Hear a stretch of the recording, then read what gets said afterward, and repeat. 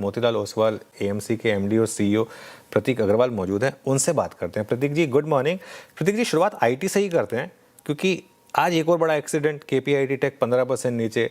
अब इस समय इंडियन आईटी को देखकर लग क्या रहा है? क्या ये सर्वाइवल का रिस्क लग रहा है? क्योंकि लेवल्स तो कोविड लेवल ऑलमोस्ट आ चुके हैं स्टॉक्स पर। वैल्यूएशन की तो खैर आप बात ही भूल जाइए। तो इस समय एज अ फंड मैनेजर आप व्यू क्या लेंगे आईटी पर? देखिए, हमारे हाउस में पिछले 2.5 साल से प्राय सारे फंड्स में आपको आईटी शून्य के बराबर मिलेगी। अब हमारा फंड हाउस थोड़ा सा अलग है, हम ग्रोथ इन्वेस्टर हैं और वहां पे आज की एक कंपनी कई सालों के लिए 20+% अर्निंग्स ग्रोथ दे। अब ये कॉम्बिनेशन अगर आईटी में नहीं मिलता तो हमारे यहाँ जीरो है। अगर ये कॉम्बिनेशन बैंक्स में नहीं मिलता तो हमारे यहाँ जीरो पाया जाएगा। एफएमसीजी में नहीं मिलता, कमोडिटीज में नहीं मिलता, सब जीरो मिलेगा। तो मैं आपको इसलिए बता रहा हूँ कि कई बारी somebody says something, उसके पीछे की क्या सोच है वो भी मालूम होनी चाहिए। नाउ सेकंड पॉइंट इज कि वैल्यूएशन सस्ती हो गई है। लार्ज कैप आईटी में वैल्यूएशंस बहुत सस्ती हो गई है, हम भी मानते हैं। देसी लोगों का लार्ज कैप आईटी देखने का नजरिया विदेशियों से अलग है। विदेशी dollar earnings growth, dollar profit देखते हैं, देसी रुपए की अर्निंग ग्रोथ और प्रॉफिट देखेंगे। क्योंकि हमारी करेंसी वीकन हुई है डॉलर के मुकाबले में, तो 27 में आपको लार्ज कैप आईटी में भी ₹6 की अर्निंग ग्रोथ दिखेगी, which is good for Indian investors. But अगर आप डॉलर अर्निंग ग्रोथ देखोगे तो वो ऐसा कुछ नहीं दिखने वाला है। सो अगर आप होल्डिंग पैटर्न्स देखते हो तो विदेशी जो है बैंक्स और IT, her large cap bank, large cap IT में उनकी होल्डिंग का परसेंटेज ज्यादा है। जैसा कि आप हर रोज देखते हो, they sell a bet of us, they will obviously वही बेचेंगे जो उनके पास है, तो that is banks and IT. तो उस सोच से भी आपको सावधान रहना चाहिए। चलिए, तो आईटी पे सर का व्यू यहाँ पर यह है प्रतीक जी का। अच्छा, अभी आपके ग्रोथ पैरामीटर्स में है ना, सबसे शानदार तरीके से फिट क्या है प्रतीक सर? मतलब जहाँ पे आप लोग अपने फंड में इंक्लूजन कर रहे हैं, अच्छी ग्रोथ विजिबिलिटी कहाँ नजर आ रही है यहाँ से आगे चलते हुए आपको? चलिए, जब एक तो ग्रोथ किसकी होती है अगर जीवन से कंपेयर करें, बुढ़ापे में जाके तो ग्रोथ नहीं होती ना, हम वहां पहुंच रहे हैं। ग्रोथ बच्चों की होती है, ग्रोथ न्यूबॉर्न बेबी की होती है, राइट? इसी तरीके से आप बाजार में देखें, आप इकोनॉमी में देखें, जो स्पेसेस नई पैदा हुई हैं और 8, 9, 10 साल हुए हैं उनको बाजार में आए हुए, उनमें longevity of growth of the order that we are seeking will be higher. So those would be younger places. जैसा आईटी शायद 90 में था, जैसा शायद प्राइवेट सेक्टर बैंक 2000 के पहले दशक में थे। तो अगर आप देखो तो रिन्यूएबल ऐसा आता है, ईवीज ऐसी आती हैं, डिजिटल आता है, कैपिटल मार्केट में कई सारी कंपनियां आती हैं। कोई भी म्यूचुअल फंड लिस्टेड नहीं था, 5 साल पहले भी कोई भी लिस्टेड नहीं था। And you get the drift. कई सारी डिफेंस कंपनियां आ गई हैं। इन सारी स्पेसेस में आप सोचो, क्या हमको वो क्वांटम ऑफ ग्रोथ मिलेगी जो हमारी अपेक्षा है? हमको लगता है हाँ। और इसी वजह से आप अगर हमारे पोर्टफोलियो में देखोगे तो सारी ये जो हाई ग्रोथ की स्पेसेस है इन अर्निंग्स, वो आपको मिलेंगी। फार्मा में हॉस्पिटल्स हो गए, सेमाग्लूटाइड वाली स्पेस हो गई, वो प्राय हमारे कई सारे फंड्स में आपको थोड़ा-थोड़ा स्प्रिंकलिंग दिखेगी। और जहाँ पे ग्रोथ नहीं है, वहाँ हम नहीं होते हैं। तो हम अभी 3.5 पौने 4 साल हो गया कह रहे हैं, this is time for alpha. Alpha meaning returns higher than large cap index. Large cap index, आज का दौर जो है डिसरप्शन का दौर। डिसरप्शन के दौर में जो बड़ी कंपनियां होती हैं, लेगेसी बिजनेस होती हैं, वो चेंज करती हैं अपने आप को, बट उनको दिक्कत ज्यादा होती है। ओवरऑल आप ग्रोथ नहीं दिखा पाते क्योंकि एक पार्ट आपका थक रहा हो।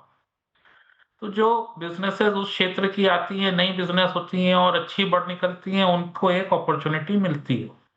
तो हमारे हाउस में आप प्रायः देखोगे न्यू स्पेसेस की top 1, top 2 stand alone companies आपको मिलेंगी।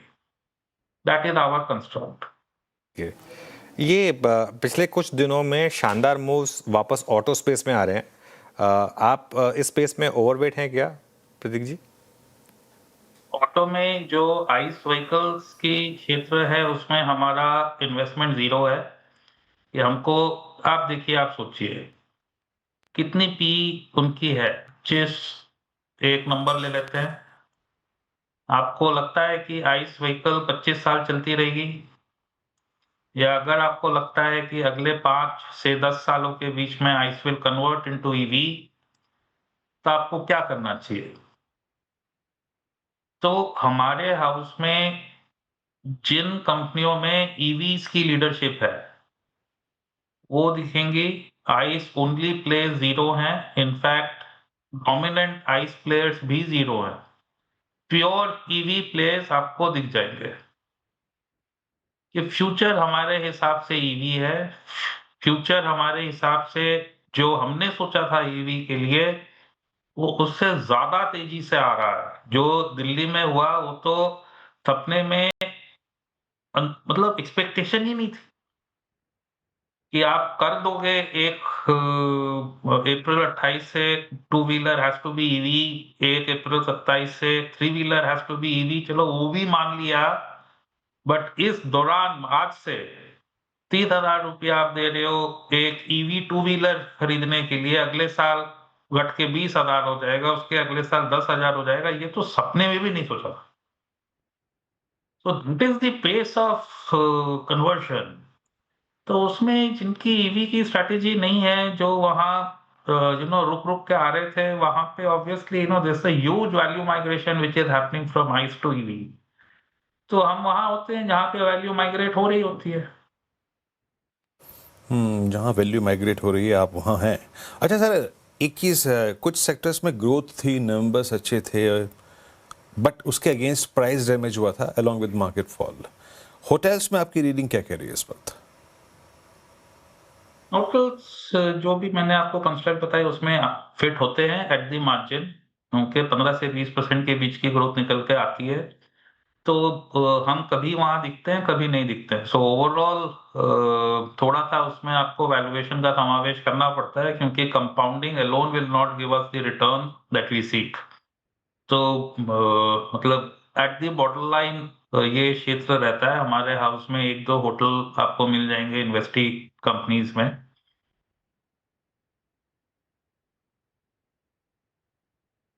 ओके, चलिए अच्छा प्रतीक जी, एक सवाल आपसे ओवरऑल फ्लोज को लेकर, क्योंकि इस मार्केट को पूरी तरीके से म्यूचुअल फंड फ्लोज ने या डीआईए फ्लोज ने संभाला है। क्या आगे भी वही रहेगा, या कुछ सेंस बन रही है, साइन बन रहे हैं कि फाइनली फाइनली एफआईएस की घर वापसी होगी? थोड़ा-सा समय लूँगा इसमें। देखिए, पिछले महीने म्यूचुअल फंड में फ्लो कितने आए थे? 25,000 करोड़। उससे पिछले महीने 30,000 crore, right? That's the range, okay, of mutual fund flows. अगर आप दिन-प्रतिदिन की बाइंग देखोगे, तो म्यूचुअल फंड मतलब टोटल डीआईआई का आपको 2 ढाई हज़ार से 5,000 करोड़ के बीच का नंबर दिखता है। तो कहने का मतलब ये कि म्यूचुअल फंड दिमाग में आते हैं as the first one, but when you say DII, it includes mutual funds, insurance, pension, okay, all put together, and also banks. तो खाली म्यूचुअल फंड में इतने फ्लो नहीं आ रहे हैं जो जो कि बाजार को संभाले। हाँ, ये जरूर है कि म्यूचुअल फंड में ज्यादा पैसा मिड और स्मॉल कैप फंडों में आता है, जहाँ पे हम x of large cap invest कर सकते हैं। तो ब्रेथ ऑफ द मार्केट जो होती है, वो म्यूचुअल फंड के फ्लो से ज्यादा प्रभावित होती है, क्योंकि इंश्योरेंस और पेंशन ज्यादा लार्ज कैप की तरफ फोकस्ड रहते हैं by mandate. Now second thing is, आपने पूछा एफपीआई। एफपीआई को हम 4 भागों में बांटते हैं। पहला, सी, एफपीआई वो नहीं करता है जो हम करते हैं कि हम इंडिया पे पॉजिटिव हैं, कम क्षेत्र ढूंढते हैं जहां पे ग्रोथ आएगी, उन क्षेत्रों की कंपनियां ढूंढते हैं, कंपनी की प्रॉफिट बढ़ती है, प्राइस बढ़ता है और हमारी रिटर्न बनती है। बहुत नैरो पार्ट ऑफ एफपीआई ये करता है। एक बड़ा part of FPI arbitrage fund की तरह है हमारा। वो आते हैं, कैश खरीदते हैं, फ्यूचर रोल करते रहते हैं। आप देखोगे एफपीआई का फ्यूचर पे टैक्स 0 है, तो इस स्ट्रैटेजी में उनको टैक्स ड्रैग नहीं लगता। 6.5 से 7% आप आर्बिट्राज में कमाते हो। आप कॉम्पीट किससे करते हो कि बाहर आपको यील्ड कितनी मिल रही है। अगर आप यूएस 10 ईयर से देखो तो आप, एटलीस्ट मेरा ये अनुभव है कि अगर आप 4 के आसपास पहुंचते हो तो ये 6.5% आपको अट्रैक्टिव लगने लगता है, हमारे यहाँ फ्लो आने लगते हैं। अगर वहां पे 4.5-5 के आसपास की यील्ड हो जाती है तो ये अट्रैक्टिव नहीं लगता, आपको फ्लो नहीं आते। तो ये पहला टाइप का एफपीआई हो गया। दूसरा टाइप का एफपीआई हो गया हेज फंड। हेज फंड क्या करता है, जो अच्छा लगता है वो खरीदता है, जो बुरा लगता है वो बेचता है, तो उसको वैल्यूएशन न्यूट्रल हो जाता है। वो इंडिया की अगर वैल्यूएशन प्रीमियम है उससे उसको फर्क नहीं पड़ता, क्योंकि जो उसकी स्ट्रैटेजी है उससे उसने प्लस माइनस करके वैल्यूएशन साइड कर दी। उसके लिए बहुत जरूरी है कि करेंसी स्टेबल हो, क्योंकि वो लीवर्ड स्ट्रैटेजी खेलता है, राइट। क्या करेंसी हमारी स्टेबल है अभी? अगर हाँ तो ये जंतु वापस उत्पन्न हो जाएगा, अगर नहीं तो ये इसको हमको एक्सपेक्ट करना चाहिए कि बाहर रहेगा। तीसरा है जो हमारे सॉवरेन फंड्स होते हैं, वो भी इंडिया के लिए नहीं आते, वो इंडिया के अल्फा मैनेजर के अल्फा के लिए आते हैं। एक मैनेजर को चुनते हैं जो उनको लगता है उनको अल्फा प्रोवाइड कर सकता है, उसके पीछे पैसा लगाते हैं और पीछे से एमएससीआई इंडिया बेच डालते हैं। नाउ आज के दिन अगर थॉट ग्रोथ की एआई की तरफ है तो इंडिया की तरफ आने में समय लगेगा, ऐसा मेरा मानना है। और चौथा जो होता है वो emerging market fund, global fund, वो हैं। इंडिया फंड बहुत छोटे हैं। आज के दिन जाके इंडिया की स्टोरी मार्केट करना बहुत मुश्किल था, अभी तेल के भाव गिर गए तो थोड़ा आसान हो गया है। इमर्जिंग मार्केट फंड में वापस आप देख रहे हो जहां पे एआई विनर्स दिख रहे हैं वहां की तरफ रुझान ज्यादा है। सो नक्शल में अगर आप ये 4 तरीके से एफपीआई बांटते हो तो अभी भी आप सोचोगे कि पहले के मुकाबले आउटफ्लो कम होनी चाहिए, क्योंकि हमारी वैल्यूएशन करेक्ट हो गई है, तेल गिर गया है, हम सबसे ज्यादा बेनिफिट करते हैं। बट स्टिल आपको नेगेटिव फ्लोज एक्सपेक्ट करने चाहिए, पॉजिटिव अभी शायद नहीं हो पाएंगे। ऑलराइट, पॉजिटिव अभी शायद नहीं हो पाएंगे। प्रतीक जी बहुत बहुत शुक्रिया आज हमारे साथ जुड़ने के लिए। और